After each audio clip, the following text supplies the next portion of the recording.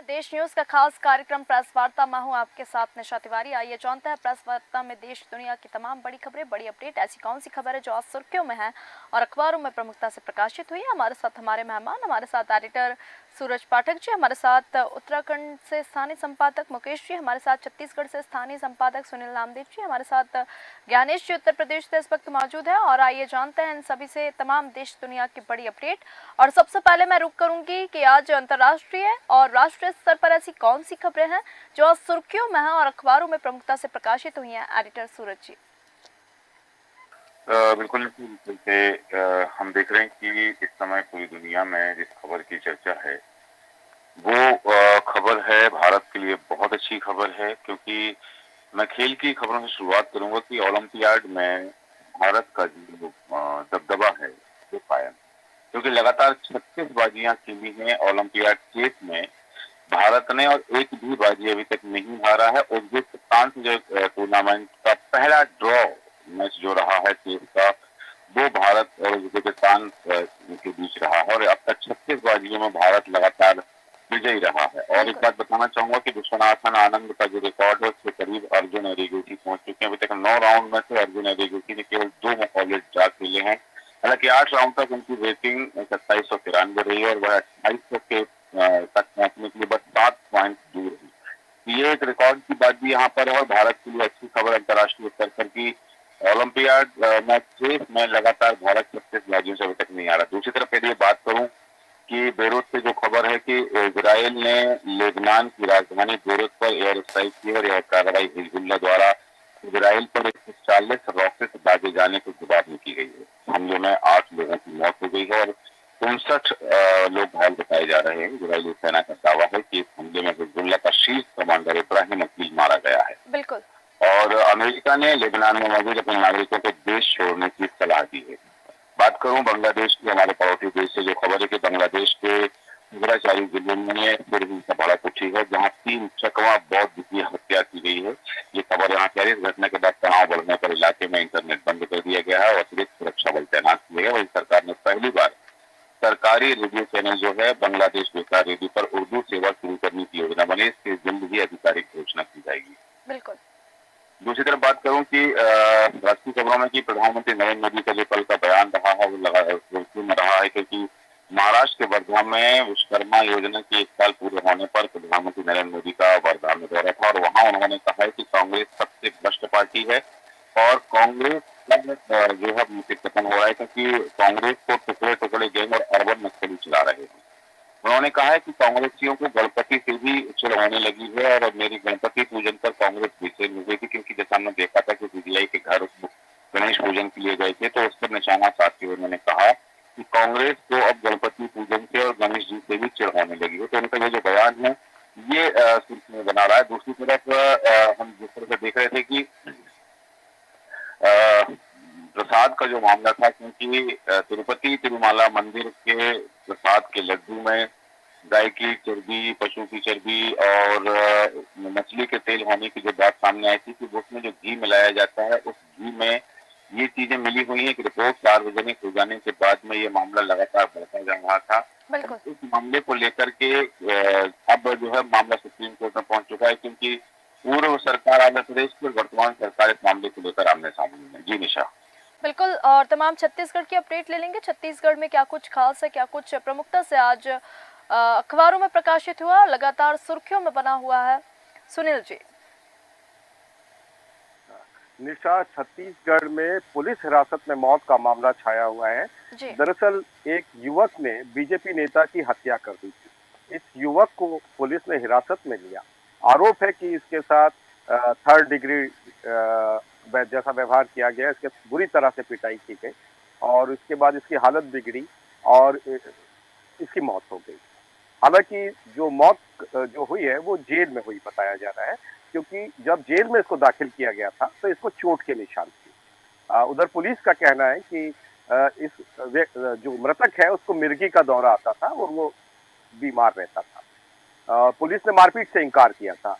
हालांकि अब postmortem report आ चुकी है।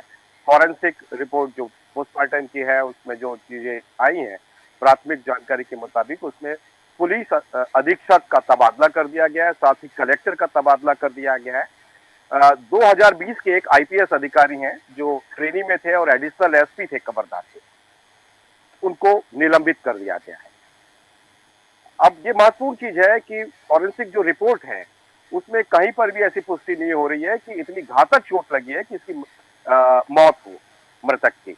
यही नहीं, फॉरेंसिक जो रिपोर्ट आई है, शॉर्ट पीएम रिपोर्ट, उसमें यह भी बताया गया है कि शरीर में अंदरूनी चोट भी नहीं है और मामला राजनीतिक हो चुका है। इस मामले को लेकर कांग्रेस सड़कों पर है। आज कांग्रेस ने बस्तर बंद बुलवाया है। हालांकि चैम्बर ऑफ कॉमर्स का समर्थन प्राप्त नहीं है, फिर भी आज बस्तर बंद चूंकि इस घटना से जुड़ा हुआ है, तो कांग्रेस की राजनीति देखने को मिल रही है कि घटना स्थल है कवर्धा, जो वहां से 500 किलोमीटर दूर है, लेकिन कांग्रेस का बंद हो रहा है बस्तर डिवीजन में। तो निशा, आप समझ सकते हैं कि मामले का राजनीतिकरण कर दिया गया है और बीजेपी और कांग्रेस दोनों ही आमने सामने हैं। बिल्कुल। एक घटना और सामने आ रही है बीजापुर से, जो रायपुर और मध्य प्रदेश को जुड़ा मसला है। रायपुर से जबलपुर जो राष्ट्रीय राजमार्ग है वो लगातार बाधित हो रहा है। कल भी 6 घंटे रहा, आज भी सुबह से 2 घंटे तक बंद रहा। स्थानीय पुलिस मशक्कत करके किसानों को मौके से हटा रही है। निशा, मैं बताना चाहूंगा, यहाँ भोरम देव शक्कर कारखाना है। यहाँ पर लाखों की तादाद में जो गन्ना किसान है, ये गन्ना बेचा करते हैं और पिछले साल भर से इनको भुगतान नहीं हो पाया है। लिहाजा सब्र इनका अब टूट रहा है किसानों का और वो राष्ट्रीय राजमार्ग को बाधित कर रहे हैं। इसका असर आवागमन पे पड़ रहा है। दोनों ही राज्यों के बीच में घंटों चक्का जाम की स्थिति देखी जा रही है। बिल्कुल। निशा, एक खबर बीजापुर से है, हैरत करने वाली खबर है, और ये एक ब्लाइंड मर्डर था। दरअसल एक युवती की शादी होनी थी। जो युवक था, दोनों को जब वो दिखाया जाता है, एक दूसरे से परिचित कराया जाता है, ये रस्म अदायगी भी हुई थी, लेकिन लड़की ने शादी से इनकार कर दिया था लड़के को देखने के बाद। लेकिन इसी दौरान लड़के ने इस पूरी घटना को जो है गांठ बांध ली और अपना अपमान समझा। इस लड़के ने किसी फिल्मी कहानी की तर्ज पर उस लड़की को मौत के घाट उतारने की साजिश रची और एक दिन उसको मौत के घाट उतार दिया। करीब 15 दिन बाद अब इस घटना का खुलासा हुआ है कि उसकी मौत के पीछे कौन था। पुलिस ने इंटेलिजेंस की तारीफ करनी होगी विवेचना की कि करीब 500 मोबाइल पुलिस ने खंगाले, 100 लोगों से ज्यादा से बात की, गवाहों से बात की, जिन्होंने राहगीर थे उन्होंने बात की, जब पता पड़ा एक मोबाइल का, और ये मोबाइल जो है उस लड़के से उसके तार जुड़ रहे थे जिस युवक ने इस युवती को शादी के लिए देखने के लिए उनके घर गया था। आखिरकार बाप बेटे को पकड़ लिया गया है। पुलिस आरोपी तक पहुंच गई और उसने खोज निकाला कि आखिर इस युवक ने कैसे एक युवती की हत्या की थी। तो ये हैरत भरा इसलिए है महिलाओं के लिए कि अब ऐसे लड़के भी आ रहे हैं कि शादी से इनकार लड़कियां कर रही हैं, तो वो उनको मौत के घाट उतारने से भी नहीं चूक रहे हैं। बिल्कुल जी निशा। बिल्कुल। और हम उत्तर प्रदेश की अपडेट ले लेंगे। लखनऊ उत्तर प्रदेश से हमारे साथ लखनऊ ब्यूरो से ज्ञानेश जी हैं। ज्ञानेश जी, लखनऊ ब्यूरो से इस वक्त क्या बड़ी अपडेट सामने आ रही है, दर्शकों के साथ साझा करें। आपको बता दें, उत्तर प्रदेश 3 दिनों से गोरखपुर दौरे और आज दौरे के तीसरे दिन वो पूजा अर्चना और गौ सेवा कर सुबह 10 बजे के बाद श्रद्धांजलि और मंदिर में चल रहा है साप्ताहिक कार्यक्रम पुण्यतिथि कार्यक्रम। महंत अवैधनाथ जी की 10वीं पुण्यतिथि का कार्यक्रम हो रहा है और 3 बजे करीब सीएम है वो गोरखपुर विश्वविद्यालय जाए और विश्वविद्यालय के बीटेक ITM बीटेक छात्रों को प्रमाण पत्र देंगे। विश्वविद्यालय के दीक्षा भवन में यह पूरा कार्यक्रम आयोजित किया जाएगा। मैं इस समय बात करूंगा कि जो उत्तर प्रदेश के पूर्व मुख्यमंत्री अखिलेश यादव ने कहा है, बयान दिया, उन्होंने कहा कन्नौज से बीजेपी के लोगों को दुश्मनी और भाजपा सरकार के लोग बहरे हैं। अब तो लगता है इन्हें दिखाई भी नहीं देता है और मेडिकल कॉलेज की दुर्दशा है, पैरा मेडिकल कॉलेज भी नहीं चल पा रहा। कन्नौज का विकास पूरी तरीके से कर दिया गया। वन नेशन वन इलेक्शन पर भी उन्होंने अखिलेश यादव ने कहा है कि वन नेशन वन इलेक्शन के साथ बीजेपी चाहती है वन डोनेशन, तो इस तरीके उन्होंने बहुत सी चीजें कही। उन्होंने कहा उत्तर प्रदेश सरकार में अब तक 18,000 एनकाउंटर में 200 जाने जा चुके और बड़े पैमाने पर पैर पर निशाना लगाया अगले साल। पैर या हाथ पर गोली लगने वाले सारे एनकाउंटर। वहीं सबसे ज्यादा असुरक्षित महिलाएं उत्तर प्रदेश। आए दिन इस समय अखिलेश यादव भारतीय जनता पार्टी पर लगातार जब हमला हुआ। वहीं मैं बात करूंगा निशा की, जो अमेरिका में राहुल गांधी के आरक्षण को लेकर बयान का उत्तर प्रदेश लखनऊ में विरोध हो रहा है। और यूपी के भाजपा ओबीसी मोर्चा आज लखनऊ में निकालेगा पैदल मार्च और आज 11 बजे से बीजेपी प्रदेश कार्यालय हजरतगंज चौराहे तक विरोध में ओबीसी का मार्च होगा। और मंत्री और यूपी बीजेपी ओबीसी मोर्चा के प्रदेश अध्यक्ष नरेंद्र कश्यप की अगुवाई में पूरा मार्च निकाला जाएगा और हजरतगंज चौराहे पर राहुल गांधी का पुतला फूटेगा बीजेपी ओबीसी। वही बात निशा की, जो पूर्व मुख्यमंत्री हैं मायावती, उन्होंने कहा है जमीनी स्तर पर पार्टी को मजबूत करने सेक्टर व्यवस्था समाप्त कर और बीएसपी में एक बार फिर मंडल स्तरीय व्यवस्था लागू। पूर्व में 3 पिन मंडल का एक सेक्टर बनाकर सेक्टर इंचार्ज का पद खत्म कर अब वरिष्ठ पदाधिकारियों को मंडल प्रभारी बनाया है और प्रत्येक मंडल में प्रभारी और जिले में 4-4 जिला प्रभारी भी अब हो। तो प्रत्येक जिले में मुस्लिम और ब्राह्मण भाईचारा। वहीं मैं बता दूं उप चुनाव को लेकर नेता की बीजेपी अपने सूत्र बता रहे हैं कि इनमें एक सीट जयंत चौधरी की रालोद और दूसरी सीट निषाद पार्टी को। वहीं मैं बात करूंगा कि भ्रष्टाचार को लेकर भ्रष्टाचार हो चाहे चरम पर है। वहीं अनियमित वेतन भुगतान के आरोप पर जिला विद्यालय निरीक्षक रमेश सिंह को निलंबित कर दिया। भ्रष्टाचार के खिलाफ योगी सरकार की जीरो टॉलरेंस माध्यमिक शिक्षा राज्य मंत्री सुरेंद्र प्रभात गुलाब ने बलिया के तत्कालीन जिला विद्यालय निरीक्षक अनियमित वेतन भुगतान के चलते और जिसके अंतर्गत विशेष सचिव माध्यमिक शिक्षा आलोक कुमार साहू के जिला विद्यालय निरीक्षक निलंबित करते हुए माध्यमिक शिक्षा निदेशालय प्रयागराज से संबंधित कर दिया। साथ ही सचिव भगवती सिंह को जांच अधिकारी। वहीं मैं बात करूंगा रायबरेली की खबर है था कि एनटीपीसी यूनिट नंबर 4 बंद हो गई और यूनिट 4 तकनीकी खराबियों के चलते बंद कर दी। बॉयलर में रिसाव के कारण बंद हुई और यूनिट नंबर 210 मेगावाट बिजली उत्पादन क्षमता वाली है और यूपी हरियाणा समेत 9 राज्यों में इसको बंद कर दिया गया और लगातार एनटीपीसी में आए दिन यूनिटें हो रही है। ये पूरा मामला कुल यूनिटें यहाँ पे 6 हैं। वहीं मैं बात करूंगा कि दिशा आए जो है प्राइवेट विद्यालय है वो आज दिन स्कूल जो वाहन है वो आज दिन आपके इसका जो है कोई न कोई आरोप जो है स्कूल प्रशासन ने किया और आम जनता को ठीक रखा उसको लेकर स्कूल वाहनों में हादसों पर प्रबंधन का अब जिम्मेदारी है। उन्होंने कहा कि प्राइवेट वाहन हो या फिर स्कूल का वाहन प्रबंधन की ही जवाबदेही हो। नर्सरी से लेकर छात्राओं की सुरक्षा और स्कूली और अनुबंधित वाहनों की तरह की बच्चों को लाने ले जाने वाले प्राइवेट वाहन का जिम्मा भी स्कूल प्रबंधन का हो। स्कूल प्रबंधन को प्राइवेट स्कूल वाहनों को बनाना होगा डाटा।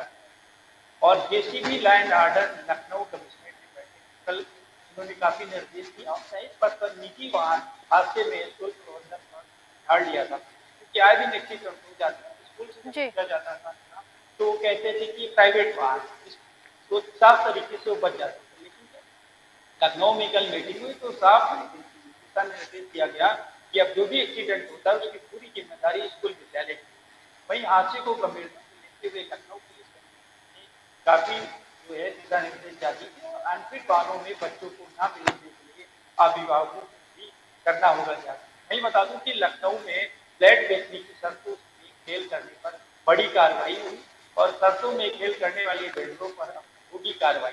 बड़ी संख्या में आई शिकायतों का रेरा ने पूरा मामला संज्ञान लिया है। शिकायतों को रेरा अधिकारियों ने संज्ञान लेकर चेतावनी दी और देश में फ्लैट जमीन या विला की खरीद फरोख्त में खेल हो रहा है। जरूरी एग्रीमेंट और सेल में वेतन खेल और वेतन एग्रीमेंट में नियम विरोध शर्तें शामिल इसका बता दूं कि इस आए दिन फ्लैटों को लेकर विवाद होते हैं, समस्याएं होती हैं, लेकिन कहीं न कहीं जो बिल्डर हैं, रेरा के जो नियम है उनको ताक पर रखते हुए लगातार लोगों से पैसा वसूलते हैं और गलत तरीके से फ्लैटों को बेच दिया जाता है, समय पर फ्लैट दिया जाता है। इसके लिए कड़ी कार्रवाई की आगे।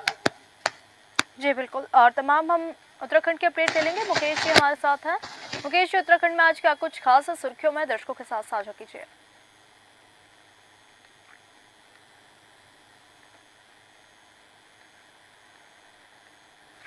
मुकेश जी, आपको मेरी आवाज आ रही है? सर, आप अनम्यूट करिए, आपने शायद म्यूट करके रखा है। मुकेश जी, अनम्यूट करिए। जी मुकेश जी। गरबा जी, आज की खास खबर यह है कि राज्य सरकार ने रोजगार देने के लिए एक कार्यक्रम किया। कल वर्चुअल माध्यम से मुख्यमंत्री सिंह धामी ने एक करीब 11,000 इंजीनियरों को नियुक्ति पत्र प्रदान किया। दूसरी खबर खास ये है कि बद्रीनाथ और से जो तीर्थ यात्री यात्रा करके आ रहे थे, अचानक उनकी एक तबीयत खराब हुई और जिससे उनकी हार्ट अटैक से मृत्यु हुई। अभिनव कुमार डीजीपी उत्तराखंड ने एक पहल करते हुए हाईटेक किया है। हेलो हेलो जी हेलो जी जी, आ रही है आपकी हेलो आवाज, आ रही है आपकी आवाज। मुकेश जी बोलिए। हेलो। मुकेश जी, आपकी आवाज आ रही है, बोलिए आप।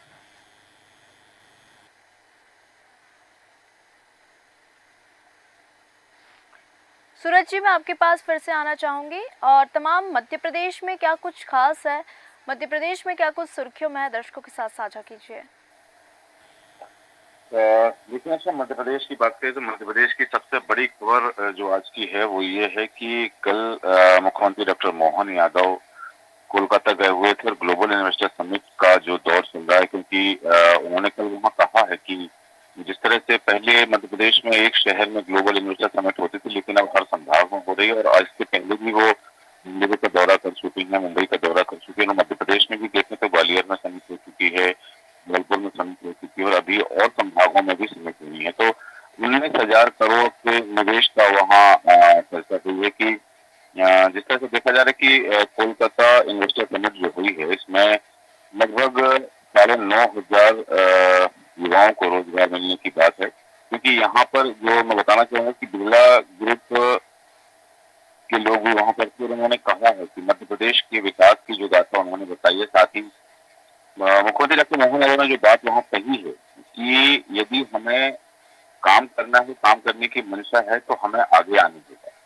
और उन्होंने कहा कि यदि पॉलिसी से आगे भी जाना पड़ा तो हम पॉलिसी से आगे जाकर के भी उद्योगपतियों के लिए, निवेशकों के लिए द्वार खोलेंगे। पराग पावड़े सरकार बिछा रखी है और तमाम तरह की वो सुविधाएं जो उद्योगपतियों को मिलना चाहिए, उन उद्योगपतियों को सुविधाएं देने के लिए तो उन्होंने कहा है कि वो देंगे। क्योंकि Himadri Chemicals, Shyam Metallics and Energy, Birla Corporation, Jupiter Solar, Adhunik Group, Dexpol Hotel और BDEB Plastic, Dexpol Industries, cab form India, Shubham समूह, इन सभी के साथ में जो है बात हुई है कि वहां से मध्य प्रदेश में आएंगे। क्योंकि उन्होंने जो बात कही कि मध्य प्रदेश और पश्चिम बंगाल का जो रिश्ता है वो साहित्यिक, सामरिक, सामाजिक है। क्योंकि मध्य प्रदेश के उत्पाद जो कृषि उत्पाद है वो पश्चिम बंगाल में पसंद किए जाते हैं और पश्चिम बंगाल का जूट है, मछली है, ये मध्य प्रदेश के लोगों को मध्य प्रदेश के लोग पसंद करते हैं।